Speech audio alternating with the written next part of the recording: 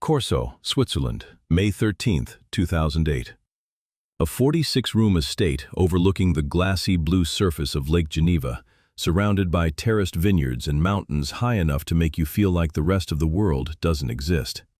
Inside the main house, 42-year-old Eileen Regina Twain, known to roughly 40 million record buyers as Shania, is sitting across from her husband of 15 years, Robert John Mutt Lange. Lange is 60, reclusive, worth upwards of $200 million, and the producer responsible for the single best-selling studio album by a female solo artist in human history. He looks at her and tells her, with the flat efficiency of a sound engineer adjusting a fader, that the marriage is over. He says he needs space. He says he needs to be alone. She doesn't know yet that within 48 hours she will discover he is not alone at all. She doesn't know yet that the woman he has been sleeping with is her closest personal friend, her trusted assistant, and the person who managed their Swiss estate, a woman named Marie-Anne Thiebaud, who just 3 days earlier stood in Shania's kitchen offering tea and sympathy while Shania wept over her failing marriage.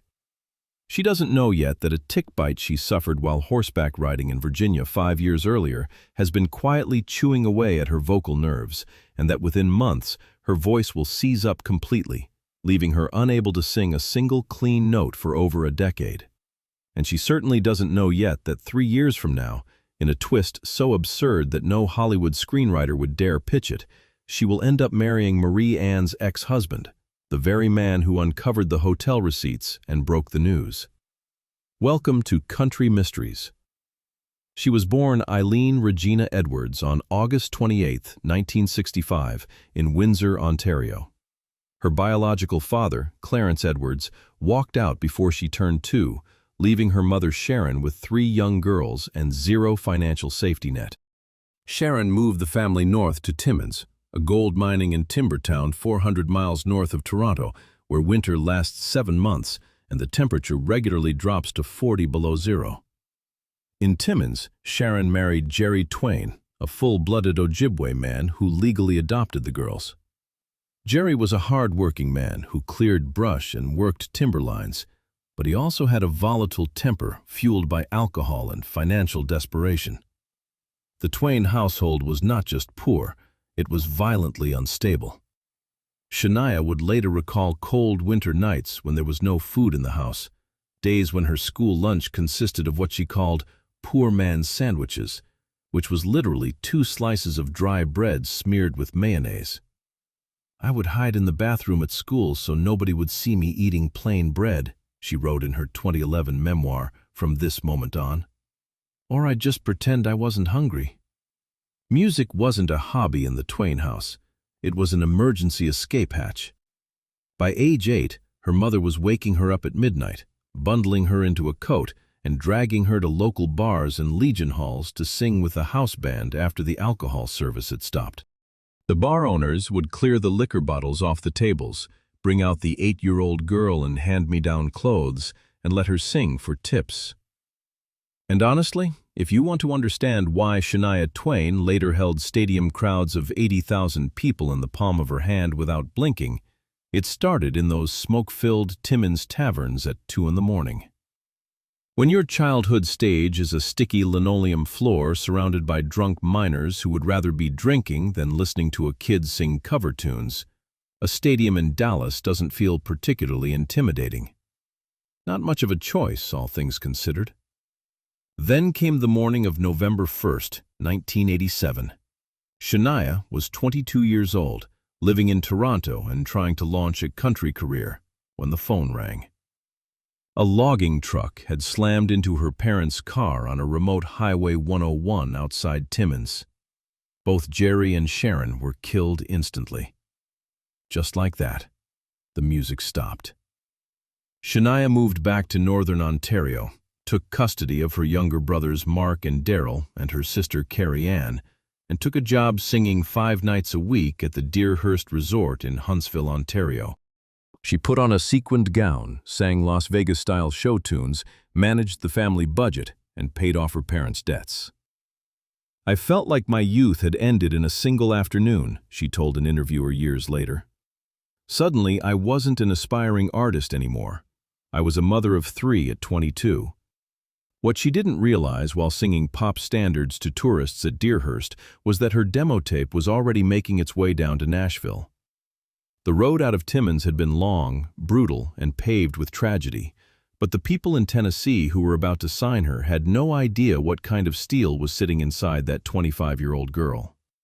By 1991, her younger siblings had grown up and cleared out, leaving Shania free to focus entirely on her own career.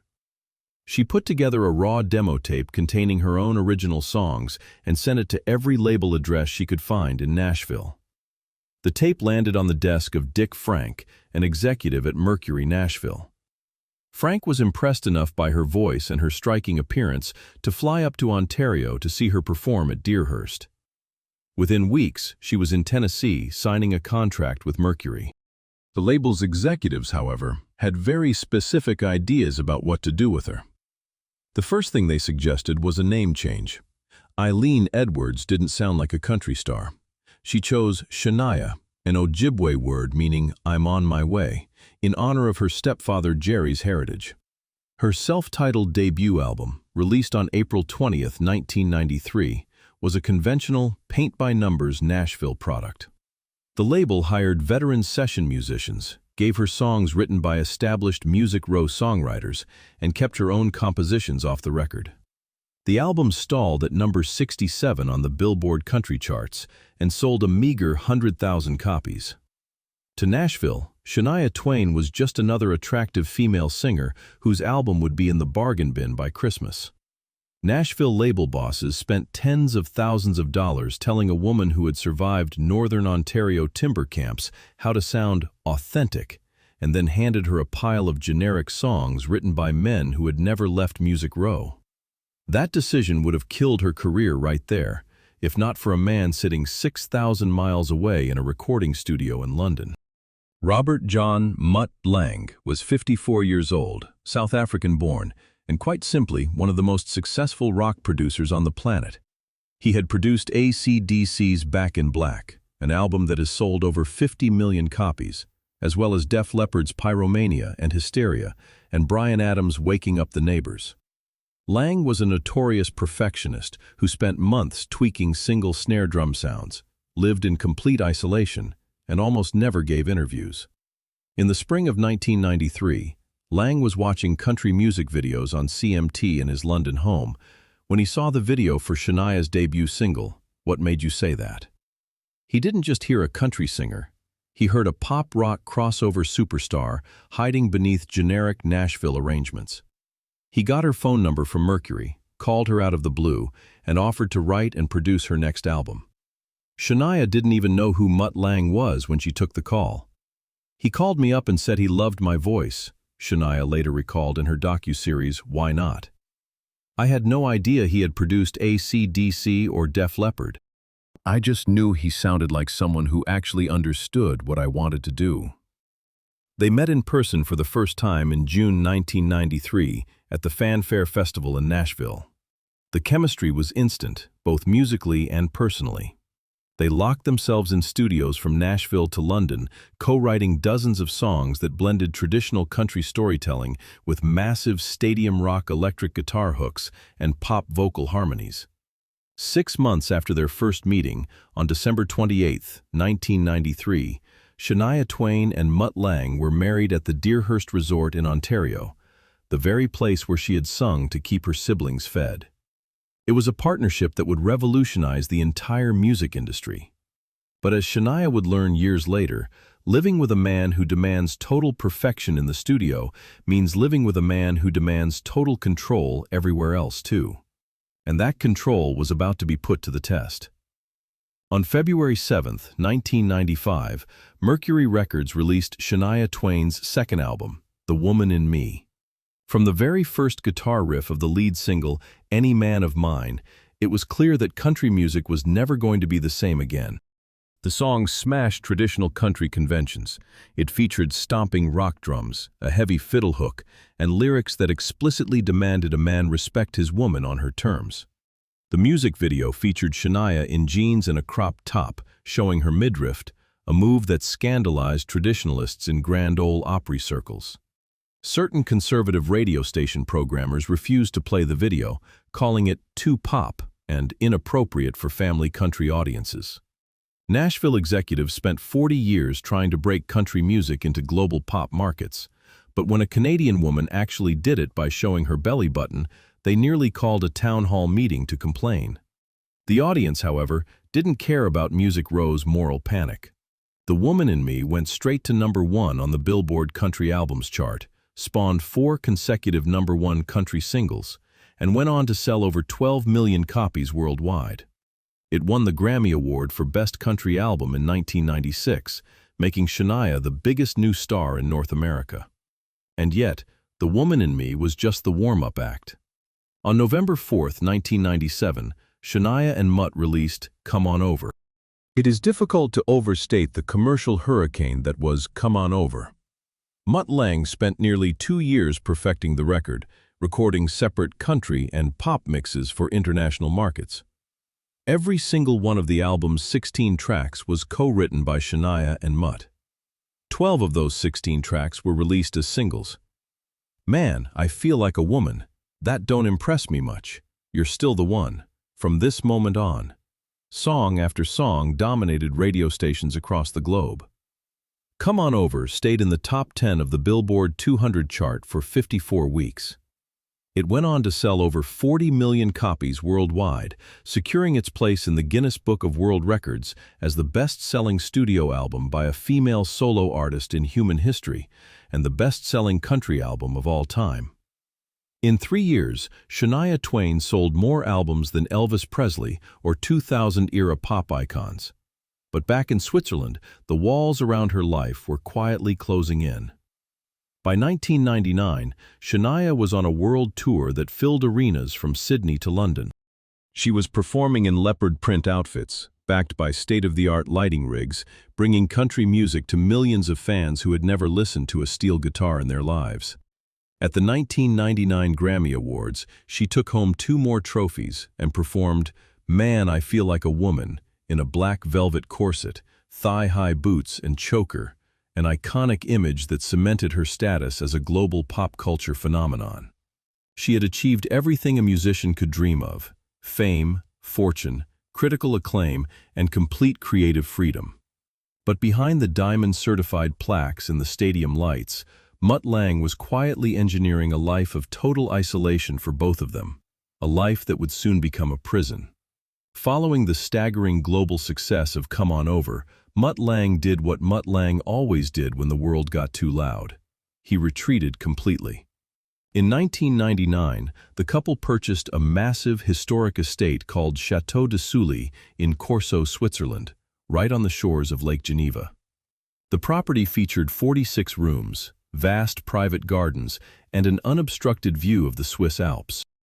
Lange spent millions constructing a state-of-the-art private recording studio inside the complex, equipped with custom mixing consoles and isolation booths. The idea was simple. They would never have to leave the property. They didn't attend celebrity parties, they didn't do red carpet walks, and they rarely accepted visitors. Mutt was so obsessed with privacy that he had high stone walls built around the estate and security cameras posted at every corner. Mutt loved isolation, Shania wrote in her autobiography. He was uncomfortable around people, uncomfortable with fame. For a long time, I thought it was peaceful. I thought we were building our own private world together. On August 12, 2001, Shania gave birth to their son, Ija Lange. For a brief moment, it appeared that the superstar couple had accomplished the impossible. Total global career success paired with a quiet, stable family life in the Swiss countryside. In November 2002, they released her 4th studio album, Up. Like its predecessor, Up was a massive commercial hit, selling over 11 million copies in the United States alone, and making Shania the only artist in history to have 3 consecutive albums certified diamond by the RIA. However, running a 46-room estate while raising a young child and managing global business operations required help. Shania hired a local Swiss woman named Marie-Anne Thibault to serve as the house manager and personal assistant. Marie-Anne was friendly, efficient, and fluent in French and English. Over the next 5 years, she became far more than an employee. She became Shania's closest personal confidant. The two women spent hours together every day, shopping, managing the household, talking about their children, and sharing intimate secrets. When Marie-Anne married a French business executive named Frédéric Thiaubonde, the two couples became inseparable, taking vacations together and spending holidays at the Swiss chalet. Shania Twain spent years singing about female empowerment and trusting her instincts, while literally paying a monthly salary to the woman who was about to dismantle her life. By 2006, subtle cracks were appearing in Shania's world. Mutt was becoming increasingly distant, spending long hours alone in the studio or going on solitary walks across the Swiss hills. When Shania tried to talk to him about their relationship, he stonewalled her, claiming he was just tired or focused on new music projects. Whenever Shania confided her marital worries to Marie-Anne, her best friend offered comforting words and warm hugs, telling Shania that Mutt was just going through a phase and that everything would be fine. "I trusted Marie-Anne completely," Shania later admitted in an interview with Oprah Winfrey. "I told her things I didn't tell anyone else. I considered her a sister." She had no idea that while Marie-Anne was wiping Shania's tears in the kitchen, she was spending her afternoons in hotel rooms with Mutt. While her marriage was secretly eroding, Shania was hit by another catastrophe, one that threatened the very core of her identity as a singer. In 2003, while horseback riding in Virginia during a break from her tour, Shania was bitten by a tick. She developed a high fever and severe fatigue, but like many people, she didn't realize she had contracted Lyme disease. The bacterial infection went untreated, quietly spreading through her nervous system until it reached the nerves controlling her vocal cords. During her 2004 Up tour, Shania noticed that her voice was behaving erratically. She would reach for notes that had been effortless for 15 years, only for her throat to tighten up completely.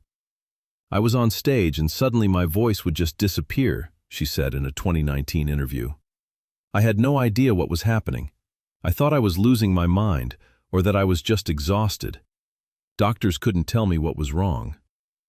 The vocal disorder was diagnosed years later as dysphonia, a neurological condition caused by Lyme nerve damage that causes the vocal cords to spasm and clamp shut. Devastated and unable to control her instrument, Shania retreated into the quiet of the Swiss estate, effectively ending her live performance career. Then came the final blow. In early May 2008, Mutt walked into the room and told Shania he wanted a divorce. He offered vague explanations, claiming they had simply grown apart and that he needed to move out. Shania was crushed, but worse was to come. A few days after Mutt announced his departure, Frédéric Thiaubonde, Marie-Anne's husband, asked to speak with Shania privately. Frédéric was frantic and heartbroken. He had noticed strange behavior from his wife over the preceding months, secret phone calls late at night, unexplained trips, and suspicious credit card charges. He had investigated further and discovered hotel bills, flight itineraries, and phone records proving beyond any doubt that Marie-Anne and Mutt Lange had been having an affair for over a year. Shania was in complete denial. She called Marie-Anne directly, begging her to explain, hoping it was all a terrible misunderstanding. "I called Marie-Anne and said, 'Frédéric says you and Mutt are having an affair. Tell me it's not true,'" Shania recounted in her memoir. Marie-Anne just paused, denied it coldly, and said, "Frédéric is crazy." Then she changed her phone number and never spoke to me again. The double betrayal was absolute. Shania hadn't just lost her husband of 15 years, the producer who built her sound and her singing voice. She had lost her best friend in the same afternoon. She collapsed into a severe clinical depression. For months, she could barely get out of bed. She stopped eating, spent days staring out at Lake Geneva, and admitted later that there were moments she genuinely didn't want to go on living. "I crashed down and became what I consider an emotional mess," she wrote. "I lost my sense of trust, honesty, and compassion. Everything I believed in was gone." In the dark months following the betrayal, the only person who truly understood the depth of Shania's pain was the other victim of the affair, Frédéric Thiébaut. Frédéric, a handsome Swiss-born executive for Nestlé, was dealing with his own shattered home. He had a young daughter, Joanne, who was the same age as Shania's son, Aja. Initially, Shania and Frédéric met simply to exchange information, handle logistics, and support their confused children. The two people left behind by the country music scandal of the century were sitting in a quiet Swiss cafe, comparing hotel receipts and trying to figure out how two people they loved could be so calculating. Gradually, those painful meetings shifted from shared grief to deep mutual respect, and eventually to love. Frédéric's quiet strength, patience, and warmth provided a pillar of support that Shania had never experienced during her controlling marriage to Mutt. Frédéric was so thoughtful and gentle, Shania told People magazine. He watched me fall apart, and he picked up the pieces. We saved each other. In December 2010, Shania and Frédéric announced their engagement. On New Year's Day, 2011, they were married in an intimate sunset ceremony on a beach in Rincon, Puerto Rico, surrounded by 40 close friends and family members. Meanwhile, Mutt Lange and Marie-Anne Thiébaut remained together, living in relative seclusion, completing the most bizarre, real-life partner swap in modern music history. With her personal life finally restored, Shania turned to face the remaining mountain, her lost voice. She underwent years of intensive physical therapy, vocal retraining, and eventually an invasive open-throat surgery in which surgeons implanted Gore-Tex stabilizers into her larynx to keep her vocal cords from collapsing. In 2011, she published her raw autobiography, From This Moment On, and starred in a candid docuseries on the Oprah Winfrey Network titled Why Not?, chronicling her painful journey to regain her voice and her self-confidence. It was a long, excruciating process. Her voice was no longer the crystal-clear pop-country belle of 1997. It was lower, raspier, and carried the weight of everything she had survived. But it was her voice again. In December 2012, Shania Twain did what critics thought was impossible. She returned to the stage for a 2-year residency at the Coliseum at Caesar's Palace in Las Vegas, titled Shania, Still the One. The show was a massive critical and commercial success, selling out night after night. In September 2017, she released Now, her 5th studio album, and her first in 15 years, written entirely without Mutt Lange. The album debuted at #1 on both the Billboard 200 and the Top Country Albums charts, proving that her audience had never left her. Today, Shania Twain's impact on popular music is undeniable. Come On Over remains the undisputed best-selling country album of all time and the best-selling studio album by a female solo artist in history. She broke down the artificial barriers between country, pop, and rock, paving the explicit blueprint for superstar artists who followed, from Taylor Swift and Carrie Underwood to Kelsea Ballerini and Harry Styles. Music Row executives spent the 1990s warning that Shania Twain was going to ruin country music, only to spend the next 30 years frantically searching for any artist who could copy her formula. In 2022, Netflix released a feature documentary on her life titled Not Just a Girl, celebrating her journey from the frozen logging camps of Timmins to the top of global music history. When asked in recent interviews how she feels about Mutt Lange and Marie-Anne today, Shania's response is characteristic of the girl who survived Northern Ontario. "I forgive them," she told The Guardian in 2023. "Not because what they did was okay, but because carrying that hatred around is like drinking poison and expecting the other person to die. I got Frédéric out of the deal. Honestly, I think I got the far better end of the bargain." Honestly, looking back at Shania Twain's story, it's not just about the 40 million albums or the leopard print coats. It's about a woman who survived a violent childhood, lost her parents at 22, built an empire, lost her voice and her husband on the same weekend, and still walked out the other side smiling on a beach in Puerto Rico with the right man by her side.